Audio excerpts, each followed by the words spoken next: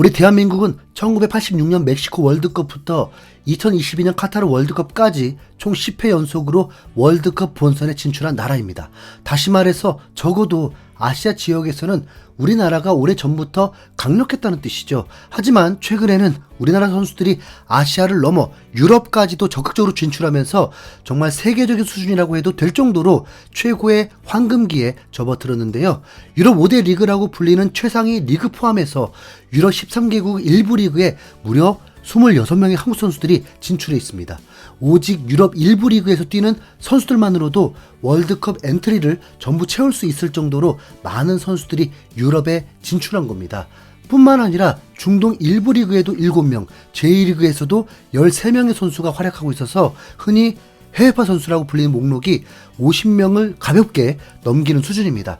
주요 국가들의 일부 리그에 진출한 선수들이 이렇게나 많다는 게 한국 선수들의 레벨이 많이 올라갔다는 데 증거죠. 그리고 그 중에서도 캡틴 손흥민은 세계 1위 리그인 프리미어리그의 득점왕까지 한 명실상부 아시아 최고의 선수입니다. 현역 중에서는 뭐 말할 필요도 없고 아시아 축구 역사 전체를 돌아봐도 1위를 다투는 역대 최고의 선수라고 해도 되는데, 손흥민 다음 타자가 누구냐고 물어봤을 때 아마 가장 가까운 건 이 선수가 아닐까 합니다. 바로 독일 바이에른 뮌헨 소속의 센터백 김민재가 그 주인공인데요. 김민재가 유럽에 진출한 건 고작 3년 차지만 그 사이에 벌써 전 세계 센터백 랭킹에 몇 번이나 이름을 올렸는지 모릅니다. 페네르바체로 이적한 첫 시즌에 곧바로 튀르키예 리그 최고의 수비수로 등극을 했고, 이어서 유럽 5대 리그로 손꼽히는 이탈리아에서 나폴리에게 33년 만에 우승컵을 안겨주면서 또 리그 최고의 수비수로 선정됐죠. 1년 동안 최고의 활약을 한 선수를 뽑는 발롱도르 시상식에서도 아시아 수비수 최초로 22위에 오르는 기염까지 토했습니다. 작년에 활약한 전세계 센터백들 중에 김민재 순위가 가장 높았다 보니까 2023년 최고의 센터백이 김민재라고 해도 솔직히 반박하기 힘들 거고요. 네. 그리고 올 시즌에는 세계 최강을 다투는 독일 최고의 팀인 바이에른 뮌헨에 입성하면서 그 정점을 찍었다고 봐야 하는데, 왜냐면 뮌헨은 분데스리가 우승은 물론 챔피언스리그 우승까지도 항상 기대되는 유럽 최강팀 중에 하나이기 때문입니다. 그래서 김민재가 이번 2024년에도 최소한 한두 개의 우승컵을 추가로 들어올리고 계속 꽃길만 걸을 거라고 기대했죠. 그런데 정말 말도 안 되는 대반전이 일어났습니다. 독일 최강팀의 뮌헨이 하필이면 올 시즌에 무관이 유력해져 버린 건데요. 12년 만에 찾아온 갑작스러운 트로피 흉년이 매우 당황스러울 수밖에 없습니다. 김민재가 분데스리가에 진출한 이후에 적응에 문제를 겪었다거나 개인 기량이 떨어졌던 게 아니거든요. 분데스리가 전반기 기준 김민재 성적은 패스 개수 리그 전체 2위, 인터셉트는 전체 3위, 공중볼 경합 승리는 센터백들 중에 3위로 뮌헨이 전반기 최소 실점 2위라는 데에 최고 수훈 선수였습니다.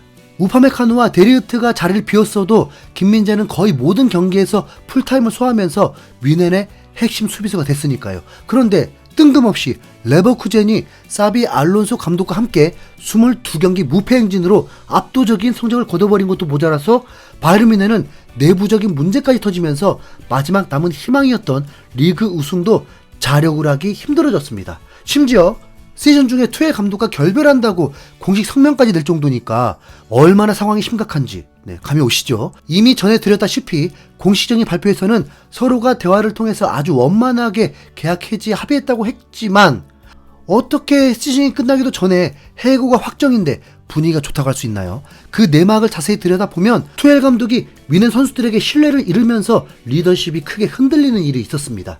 예상치 못하게 2대3으로 패배했던 지난 보험전 때 터져나온 문제였습니다. 독일 빌디지가 자세한 내막을 취재했다 보니까 이 경기에서 미드필더 키메이와 투엘 감독 간에 엄청난 다툼이 있었다고 하는데요.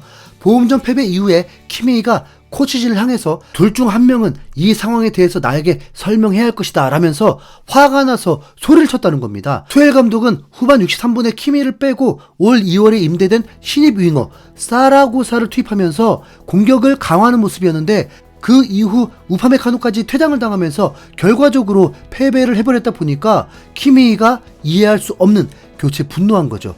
이 사건 이후 투엘 감독과 키메이는 추가적인 대화를 나눴지만 봉합에 실패했고 선수단은 반으로 갈렸습니다.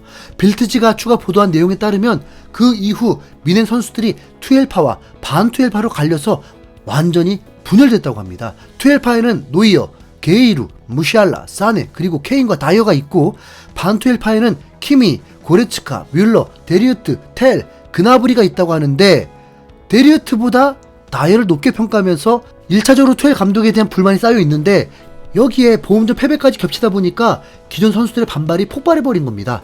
김민재의 이름은 보이지 않았는데 사실 다이어에게 주전 자리를 뺏길 일도 없고 이제 미넨 첫 시즌인데 이런 편가르게 이름이 없는 게 어쩌면 당연하죠. 반년짜리 임대로 온 다이어가 벌써부터 저런 사건에 엮인 게 매우 특이한 케이스입니다. 상황이 이렇게 악화되었다 보니까 미넨 선수들을 진정시키기 위해서라도 미넨 수뇌부들이 먼저 나서서 투엘 감독과 계약을 상호 해지하기로 합의한 것 같은데요. 이러면 사실상 올 시즌은 무관 확정이고 다음 시즌을 노려야 할 듯합니다. 벌써부터 독일 언론은 투엘 다음으로 오게 될 차기 감독에 대한 기사가 쏟아지고 있는데 올 시즌을 끝으로 리버풀에서 사임하는 클록 감독도 잠시 언급이 됐습니다. 번아웃 증세를 호소하면서 휴식을 할 거라고 했지만 고향 리그의 최강팀 미넨의 제안이 있다면 혹 마음을 돌릴 수도 있다는 기대였는데 클럽의 에이전트가 직접 나서서 위르겐 클롭은 이번 시즌 끝난 이후에 1년 동안 어떤 구단이나 국가대표팀도 맡지 않을 예정이다. 여기에는 변함이 없다라면서 미넨 부임설을 일축했습니다.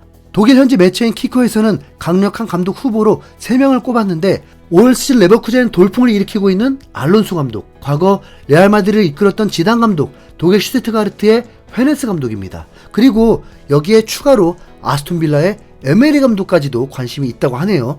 최근 성적이 좋은 감독들은 전부 다 언급이 되고 있는 느낌인데 그 가능성은 얼마나 될지 궁금하시죠? 네.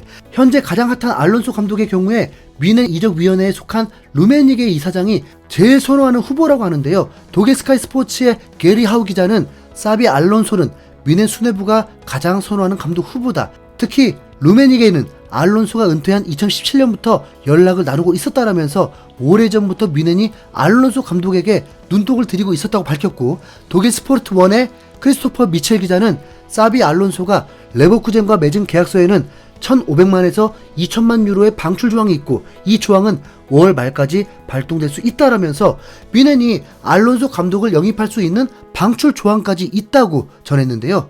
두 매체 모두 공통적으로 전한 의견은 일단 올 시즌 레버쿠젠의 리그 우승이 최우선이고 알론소 감독의 거취는 나중 문제라고 했습니다. 올 시즌 리그 우승은 물 건너 갔다고 치고 일단 챔스 우승에 모든 걸 걸어야 되는 상황인데 다음 시즌에 알론소 감독이 정말 온다면 김민재 입장에서 상당히 좋은 소식은 맞습니다. 네.